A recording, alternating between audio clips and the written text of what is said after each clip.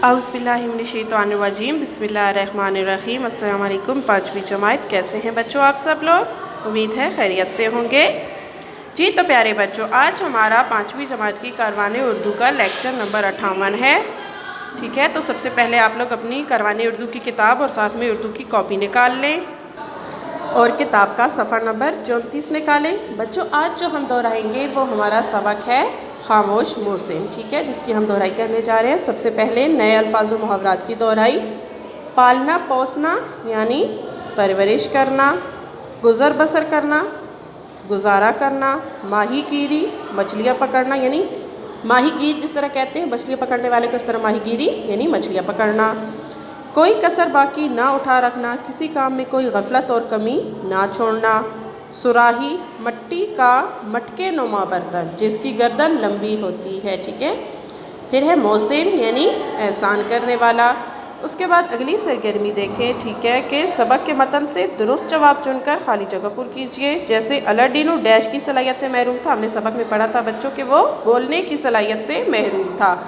उसके बाद नंबर 2 पे देखें, अलादीन को उसकी डैश ने पाला था, नानी ने पाला था। अलादीन पेशे के लिहाज से डैश था, क्या था? जाल बनाने वाला। अलादीन का डैश गांव वालों के लिए रहमत बन गया, ऊंची चट्टान पर घर होना, क्योंकि उसकी वजह से उसे वो लहरें नज़र आ गई थी। फिर है खामोश मोहसिन की बजाय इस कहानी का नाम डैश भी हो सकता था। क्या हो सकता था? अलादीन की समझदारी, ठीक है बच्चों।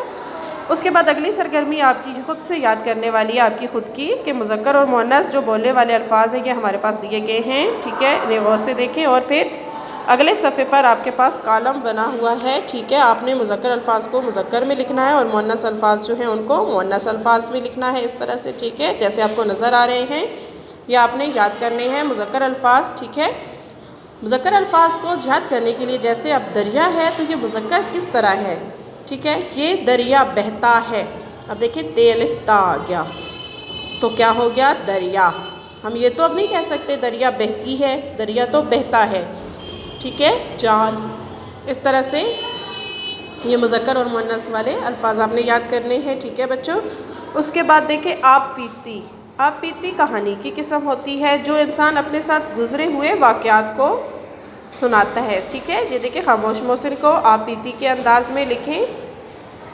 अब आप बीती जो है वो बिल्कुल इस तरह से है कि जो शख्स बयान कर रहा है वो ख़ुद पर गुज़रने वाली हकीकत बयान कर रहा होता है, ठीक है, जो उसके ऊपर गुज़री हो। जैसे अब आप बीती है अलादीन की, तो इसको हम किस तरह से पढ़ेंगे? स्टार्ट या हम शुरू इसी तरह से करेंगे कि मेरा नाम अलादीन है, मैं दरिया के किनारे ऊंची चट्टान पर रहता था, मैं अपनी नानी की खिदमत करता और उनकी दुआएं लेता था, मैं पैदाइशी तौर पर बोलने की सलाहियत से महरूम था। एक दिन मैं अपनी नानी को पानी पिलाने के लिए उठा तो अचानक ही मेरी नज़र दरिया की सैलाबी मौजों पर पड़ी। मैं परेशान हुआ कि बस्ती के लोगों की जान कैसे बचाऊं।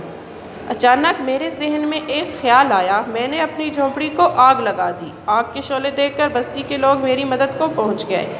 बस्ती वालों ने ज़रूरी सामान चट्टान पर पहुंचाया। ऊंची चट्टान पर होने की वजह से लोग सैलाब से महफूज रहे। मुझे अपनी बस्ती के लोगों की जान बचाकर बहुत खुशी हुई और मैं इस नेकी के लिए अल्लाह ताला का शुक्र अदा कर रहा था। देखिए बच्चों, अब ये सारी आप बीती जो है वो अलादीन की है, तो उसी की अंदाज से है जैसे वो ख़ुद बयान कर रहा है। उसके बाद चलें हम, ये इस वाला सवाल है अगला कि अलादीन का शख्सी खाका तहरीर करें। शख्सी खाका यानी कि वो कैसा था, ठीक है। अलादीन एक यतीम लड़का था, उसके वालिदैन उसके बचपन में इंतकाल कर गए थे, उसे उसकी नानी ने पाला। अलादीन बोलने की सलाहियत से महरूम था। वो दरिया के किनारे एक छोटी सी बस्ती में रहता था, उसकी झोंपड़ी एक ऊंची चट्टान पर थी।